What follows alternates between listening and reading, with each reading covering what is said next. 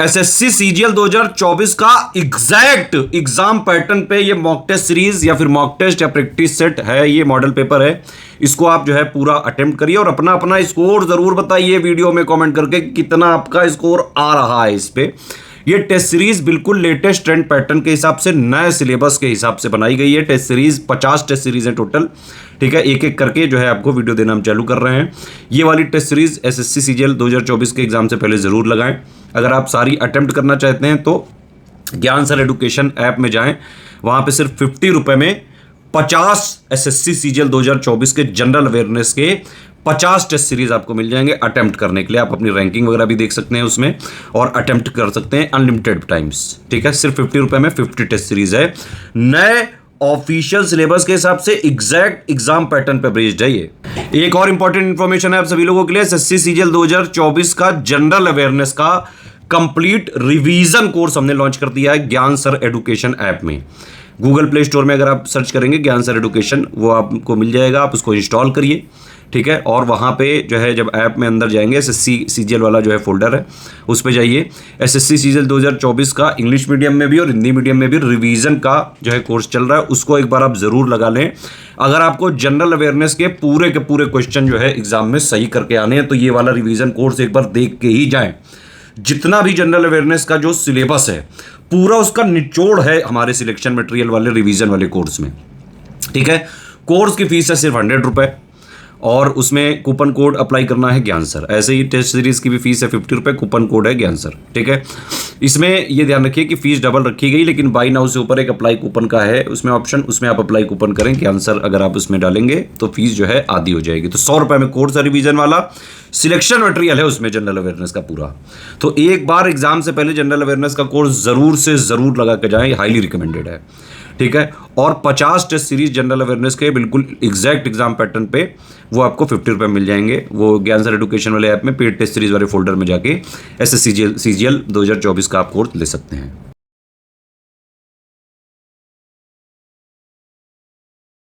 नमस्कार, आप सभी का स्वागत है स्टडी फॉर सिविल सर्विसेज में। और साथियों, आज जो है आपका छठा लेक्चर जो आपको मॉक टेस्ट से संबंधित है वो आ चुका है। और चलिए आज का शुरुआत करते हैं। और आप लोग को करना क्या है कि जहां जहां आप लोग जब मॉक टेस्ट हमारे होंगे और यदि आप लोग को कहीं प्रॉब्लम आया होगा तो उसका एनालिसिस करिए, क्योंकि बिना आपको एनालिसिस किए हुए आप आगे नहीं बढ़ सकते, ठीक है। चलिए आज का पहला प्रश्न देखते हैं, आपके सामने है कि पायरिया एक जीवाणु संक्रमण है। पायरिया एक जीवाणु संक्रमण है जो मसूड़ हो यानी कि स्नायु बंधन को नुकसान पहुंचाता है और जबड़े की हड्डी को नष्ट कर सकता है। निम्नलिखित में से कौन सा एक कोशिकीय जीव मानव दांतों या मसूड़ों में पाया जाता है? बताइए। क्वेश्चन आपके सामने है, ध्यान से इसको पढ़िए और इसका आंसर करने की कोशिश करिए। तो क्या हो जाएगा? एंट अमीबा जिंजीवलिस। एंट अमीबा जिंजीवलिस। देखिए, एंट अमीबा जिंजीवलिस जिसे संक्षेप में जिंजीवलिस कहा जाता है, एक प्रकार का गैर रोगजनक अमीबा है जो मसूड़ों के पास मुंह में पाया जा सकता है। एंट अमीबा जिंजीवलिस मसूड़ों की बीमारी वाले 95% लोगों में पाया जाता है। कितने में? 95% लोगों में। नेक्स्ट देखिए, मनिकारा लिटोरलिस, देखिए थेस्पेसिया और पुटर्न जीवा और स्पेनिफेक्स लिटोरलिस जैसे पेड़ निम्नलिखित में से किस प्रकार के वनों में पाए जाते हैं? अच्छा क्वेश्चन है, ये सब आप लोग को ध्यान देना है और एग्जाम में ऐसे प्रश्न से ही आपको बचना है। तो तटीय और दलदलीय वन में ये सब पाए जाते हैं, ठीक है। तो तटीय और दलदलीय वन जिन्हें आर्द्र भूमि वन भी कहते हैं। आर्द्र भूमि दिवस किन तारीख को? तो 2 फरवरी को मनाया जाता है। मुख्य रूप से बंगाल की खाड़ी और अरब सागर के तटीय क्षेत्रों में पाए जाते हैं। इस प्रकार के वनों में पाए जाने वाले सामान्य पेड़ में देखिए मनिलकारा लिटोरलिस और उसके बाद थेस्पेसिया, पुटरनजीवा और स्पेनिफेक्स लिटोरलिस, आपको सैलिक्स, ट्रेटास्पर्मा, सेफलेथेंस, बेरिंगटोनिया, ओलिया, फोबे और कई तरह के घासें इसमें पाए जाते हैं। नेक्स्ट, निम्नलिखित में से कौन से ग्रह पार्थिव या आंतरिक ग्रह नहीं है? पढ़िएगा ध्यान से। कौन से ग्रह पार्थिव या आंतरिक ग्रह नहीं है?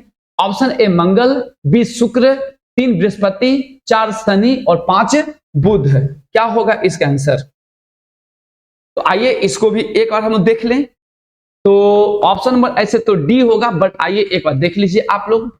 स्थलीय या आंतरिक ग्रह में आता है बुध, शुक्र, पृथ्वी और मंगल को स्थलीय ग्रह या आंतरिक ग्रह भी कहते हैं। इसकी सतह मुख्य रूप से चट्टानी प्रकृति की है और वायुमंडल में नाइट्रोजन और कार्बन डाइऑक्साइड गैसें पाई जाती है। जोवियन ग्रह या बाहरी ग्रह किसे कहते हैं? तो बृहस्पति को, शनि को, यूरेनस और नेपच्यून को हम जोवियन ग्रह या बाहरी ग्रह कहते हैं। जोवियन ग्रहों की कोई ठोस सतह नहीं है, वे मुख्य रूप से हाइड्रोजन और हीलियम गैसों से बने हुए हैं। इन्हें गैस दानव भी कहते हैं क्योंकि वे ज्यादातर गैसों से ही बने होते हैं, जोवियन या बाहरी ग्रह जो होते हैं। नेक्स्ट, संयुक्त सैन्य अभ्यास सदा तंसिक जून 2024 में भारत और डैश के बीच आयोजित किया गया था। ध्यान से, किसके बीच में आयोजित किया गया था? तो सऊदी अरब, ऑप्शन नंबर सी, सऊदी अरब के साथ 29 जनवरी को शुरू किया गया था। ठीक है, 29 जनवरी को। नेक्स्ट आते हैं कि निम्नलिखित में से कौन सा पक्षी भारत के केंद्र शासित प्रदेश लद्दाख का राज्य पक्षी है? ध्यान से पढ़िए, लद्दाख का राज्य पक्षी कौन सा है?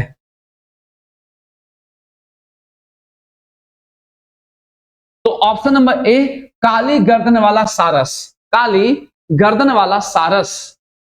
देखिए, पूर्वी लद्दाख के विशाल उबड़ खाबड़ इलाकों में पाया जाने वाला एक शानदार पक्षी काली गर्दन वाला सारस, ग्रस निग्रिकोलिस इसका क्या है?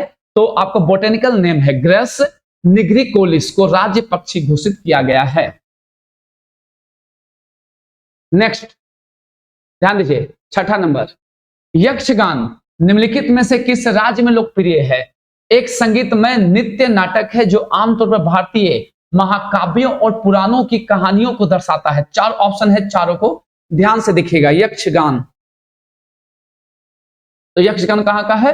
कर्नाटक का है। कहां का है यक्षगान? तो यक्षगान कर्नाटक का है। यक्षगान कर्नाटक का एक पारंपरिक नाट्य रूप है। इसका शाब्दिक अर्थ है यक्ष का गीत। इसका विकास कर्नाटक के उडुपी जिले में हुआ था। कहां पर? उडुपी जिले में हुआ था। नेक्स्ट मिलान करिए, वंदे मातरम के लेखक कौन? जनगण मन के लेखक कौन? मेरे वतन के लोगों के लेखक कौन? चलिए मिलान करिए फटाफट से। अच्छा प्रश्न है और ये सभी को याद होना चाहिए। तो वंदे मातरम आप जानते हैं बंकिम चंद्र चट्टोपाध्याय, जनगण मन रविन्द्रनाथ टैगोर और मेरे वतन के लोगों कवि प्रदीप।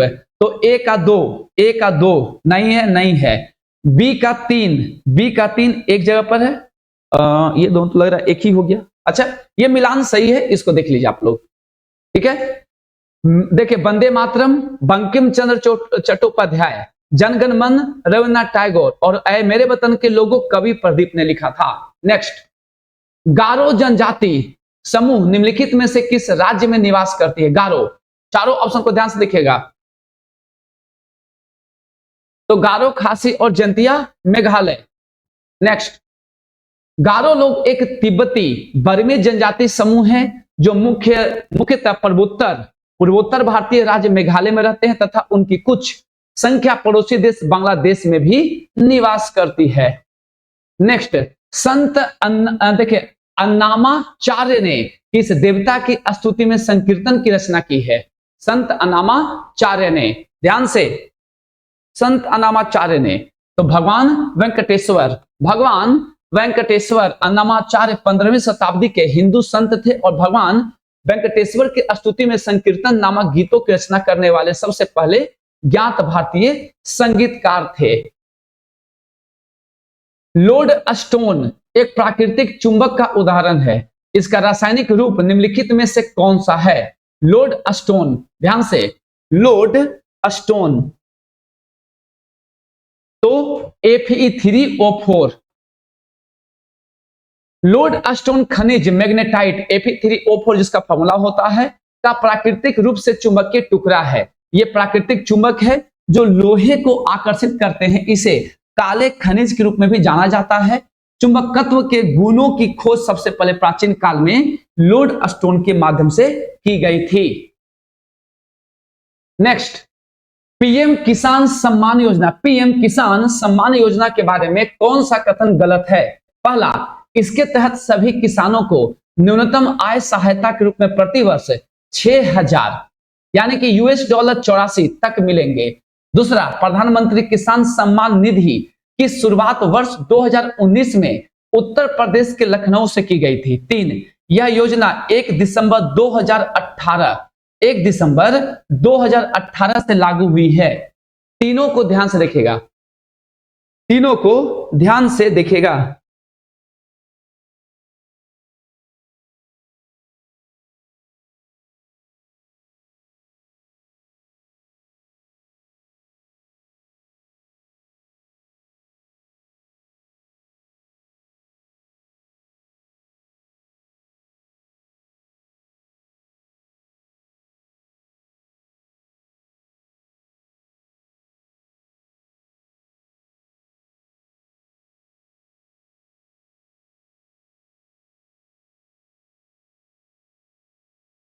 ठीक है, यहां तक क्लियर हो गया। इसका आंसर करिए आप लोग 11 नंबर वाले, जल्दी से ध्यान से पढ़िए। तो ऑप्शन नंबर बी, क्योंकि केवल 2 ही सही है, बाकी ये दोनों आपको सही नहीं है। नेक्स्ट आइएगा आप लोग, इसको एक बार पढ़वा देते हैं आप लोग को हम। ध्यान दीजिएगा कि प्रधानमंत्री किसान सम्मान निधि योजना की शुरुआत 24 फरवरी 2019 को उत्तर प्रदेश के गोरखपुर में की गई थी। नेक्स्ट बताइएगा, बलबन ने भारत में सिजदा और पैबोस की परंपरा किस देश की परंपरा से प्रभावित होकर के शुरू की थी? बताइए जल्दी से। सिजदा और पैबोस, और खत्म करने वाले कौन थे इनको? तो खत्म करने वाले शायद औरंगजेब के टाइम में ये खत्म किया गया था, और इस बीच में भी किन्होंने इसे फिनिश किया था। तो ये कैसा था? फारसी और ईरानी परंपरा था यह। ठीक है, तो ध्यान रखिएगा, सिजदा और पैबोस की प्रथा शुरू करने वाला दिल्ली का पहला सुल्तान गयासुद्दीन बलबन था। बलबन द्वारा अपनाए गए सिजदा और पैबोस की प्रथा फारस ईरान से प्रचलित थी, जिसका मतलब था राजा के पैरों को चूमना और सिजदा करना। बलबन गुलाम वंश से संबंधित था। किसे? गुलाम वंश से संबंधित था। 13वां, प्राकृतिक अम्ल और उनके स्रोतों के संबंध में निम्नलिखित में से कौन सा विकल्प गलत है? बेंजोइक एसिड मानव मूत्र में पाया जाता है, ऑक्जेलिक एसिड पालक में पाया जाता है, मैलिक एसिड गेहूं में पाया जाता है, और फॉर्मिक एसिड लाल चींटी में पाया जाता है। तो फॉर्मिक एसिड तो आपको ये सही है, ऑक्जेलिक एसिड सही है, लेकिन मैलिक एसिड आपका सेब में पाया जाता है। किसमें? सेब में पाया जाता है। मैलिक एसिड जो होता है वह सेब में पाया जाता है। किसमें?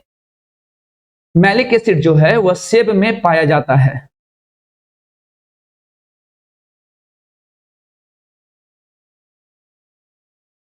मैलिक एसिड जो होता है वह सेब में पाया जाता है। किसमें? सेब में पाया जाता है। क्लियर हो गया? बाकी सब सही था, आप याद कर लीजिए सब। देखिए, मैलिक एसिड एक कार्बनिक यौगिक है जिसका आणविक सूत्र होता है C4H6O5। यह एक डाई कार्बोक्सिलिक एसिड है जो कुछ फलों जैसे कि सेब में, केला में और सब्जियों में पाया जाता है। इसका उपयोग खाद्य पदार्थों और सौंदर्य प्रसाधनों में और कभी कभी दवा के रूप में किया जाता है। टैनिक एसिड चाय में पाया जाता है जिसका pH मान 6.4 है। अगर हम चाय पर लिटमस पेपर का परीक्षण करें तो यह अम्लीय प्रकृति को दिखाता है। किसको? अम्लीय प्रकृति को दिखाता है। नेक्स्ट देखिए, संविधान सभा के संदर्भ में निम्नलिखित में से कौन सा विकल्प गलत है? ध्यान से पढ़िएगा। संविधान सभा के संबंध में अग्रसर जा रहे हैं ताकि इंग्लिश मीडियम वाले भी इसको ध्यान से देख पाएंगे।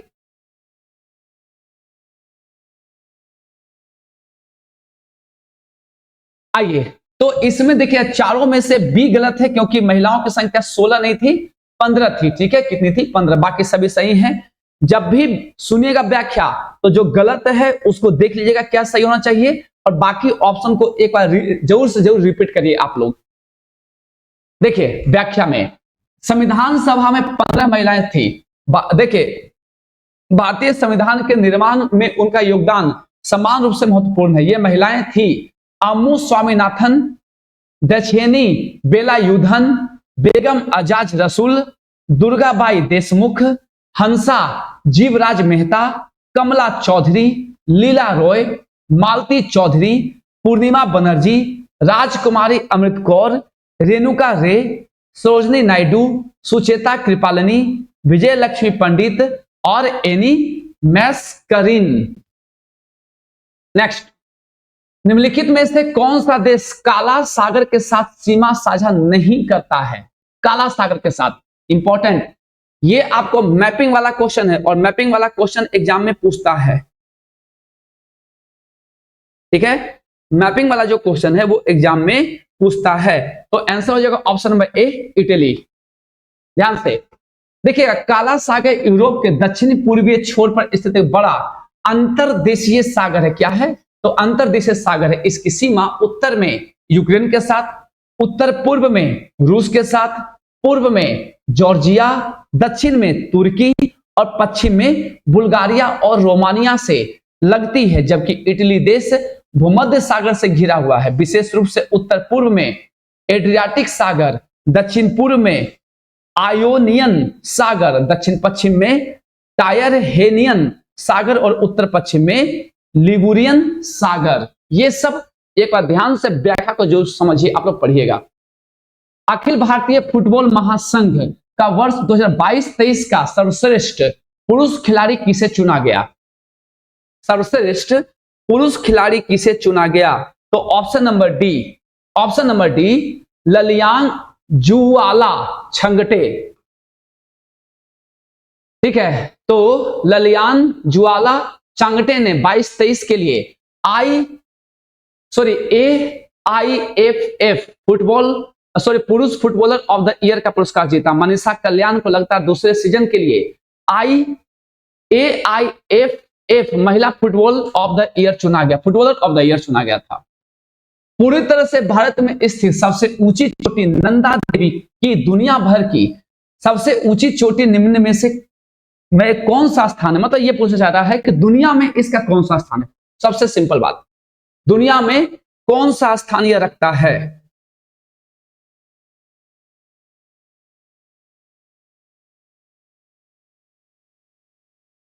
ठीक है, तो क्या हो जाएगा? 23rd। आइए व्याख्या देख ले। नंदा देवी जिसका हाइट कितना देख लीजिए, इंपॉर्टेंट हाइट इसका 7816 मीटर। कंचनजंगा का कितना होता है? 8586, 8586 के बाद भारत का दूसरा सबसे ऊंचा पर्वत है और देश के भीतर स्थित सबसे ऊंचा है, क्योंकि तो कंचनजंगा सिक्किम और आपको कहां पर पड़ता है? तो नेपाल, इस सब के आपको बॉर्डर पे पड़ता है। ठीक है, देख कंचनजंगा भारत और नेपाल की सीमा पर है। नंदा देवी दुनिया की 23वीं सबसे ऊंची चोटी है, याद रखिएगा।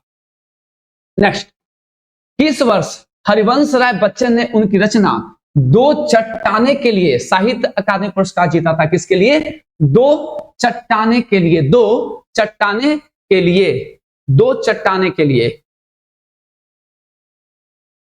तो 1968 में, कब? 1968 में जीता था। ध्यान से, 1968 में हरिवंश राय बच्चन को उनकी कृति दो चट्टानों के लिए साहित्य अकादमी पुरस्कार मिला था। नेक्स्ट, निम्नलिखित में से कौन सा बांध और नदी युग्म सही सुमेलित नहीं है?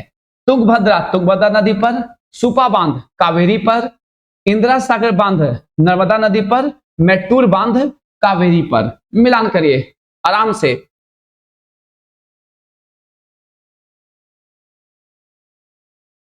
तो यहां से सुपा बांध जो है कावेरी पे नहीं है, यह काली नदी पर है। किस पर है? काली नदी पर है। ऑप्शन नंबर बी गलत हो गया, बाकी सब सही है।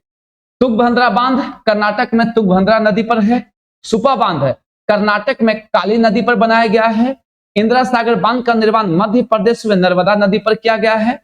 मेट्टूर बांध तमिलनाडु में स्थित है, कावेरी नदी पर बनाया गया है मेट्टूर बांध।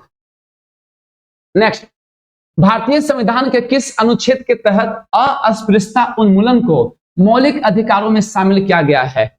जब आप लोग को PYQ पढ़ाए थे तो ये सब आर्टिकल आप लोग को याद करवा दिए थे। आर्टिकल नंबर 17, आर्टिकल नंबर 17 15 कहता है कि आप किसी भी व्यक्ति के साथ लिंग, जाति, उसके जन्म स्थान के आधार पर भेदभाव नहीं कर सकते हैं। 16 कहता अवसर की समानता, 17 था अस्पृश्यता, 18 है आपका उपाधियों का अंत। क्या है? उपाधियों का अंत है। ध्यान से ये देख लीजिए, ठीक है, ये तो बता ही दिए। नेक्स्ट,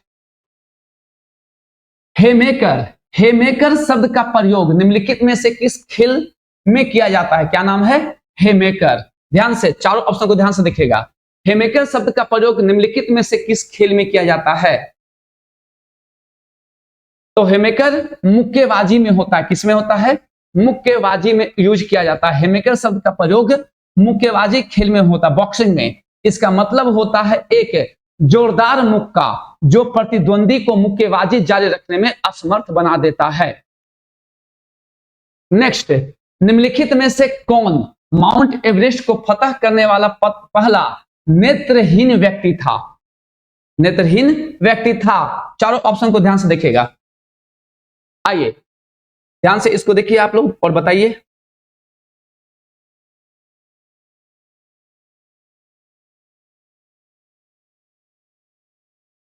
तो नाम हो जाएगा option number C, Erik बेहेनमेयर।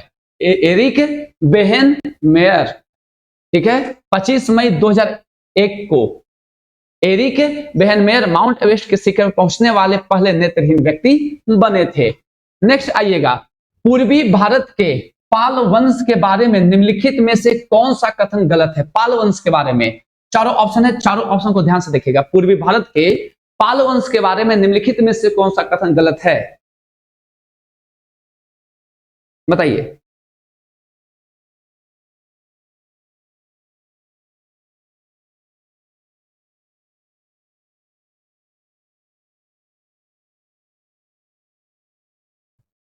Option number B, Dharmpal ने वल्लभी विश्वविद्यालय की स्थापना की थी। ये गलत है। ध्यान से, वल्लभी विश्वविद्यालय गुजरात के भावनगर में स्थित था, जो कि बौद्ध शिक्षा का एक महत्वपूर्ण केंद्र था। इस विश्वविद्यालय का निर्माण मैत्रक वंश, क्या नाम है? तो मैत्रक वंश के राजा भट्टारक ने करवाया था। इसका एक दिलचस्प पहलू यह है कि बौद्ध धर्म का केंद्र होने के साथ साथ यहाँ वैदिक प्रथाओं और ब्राह्मणवाद की शिक्षाएं भी दी जाती थी। गोपाल द्वारा स्थापित पाल वंश पूर्वी भारत के एक प्रमुख बौद्ध साम्राज्य था और देवपाल और धर्मपाल के बाद एक प्रमुख शासक था। गोपाल, धर्मपाल और देवपाल क्रमशः दादा, पिता और पुत्र की तिकड़ी थे। नेक्स्ट, राष्ट्रीय विज्ञान दिवस डैश को मनाया जाता है? राष्ट्रीय विज्ञान दिवस तो 28 फरवरी को होता है राष्ट्रीय विज्ञान दिवस। क्लियर हो गया? ध्यान से, विज्ञान दिवस ये तो हो गया था ना।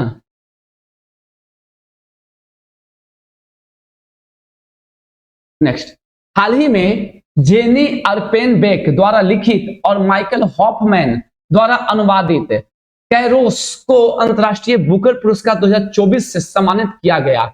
यह पुरस्कार जीतने वाले प्रथम भारतीय कौन थे या थे? चारों ऑप्शन को ध्यान से देखिएगा। कौन थी या थे?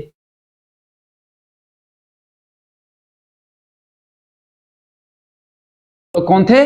गीतांजलि श्री।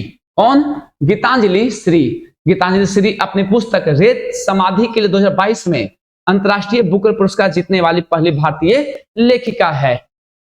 तो इसके साथ आपका ये वीडियो लेक्चर समाप्त होता है। व्याख्या को ध्यान से सुनिएगा, व्याख्या को खुद भी रीड कर करिए और क्वेश्चन को समझने की कोशिश करिए कि क्वेश्चन आके पूछना क्या चाह रहा है। एग्जाम में भी हड़बड़ी में आंसर नहीं करना है, पहले तो आप लोग को ध्यान से क्वेश्चन को देखना है, क्योंकि हड़बड़ी में भी कभी कभी होता है कि 2-3-4 क्वेश्चन आपका निकल जाता है, गलती हो जाता है। तो इन जो भी आसान क्वेश्चन अगर गलती हो रहा है तो आपके लिए बहुत नुकसान है, क्योंकि वही आसान क्वेश्चन बाकी लोग सब सही करेंगे, आप उस आसान क्वेश्चन में गलती कर चुकते हैं। इसलिए मॉक टेस्ट जब दें तो इन बातों को प्रमुखता से ध्यान देंगे आप लोग। चलिए, तो इसके साथ वीडियो को समाप्त करते हैं, मिलते हैं अगले क्लास में। तब तक के लिए आप सभी को जय हिंद।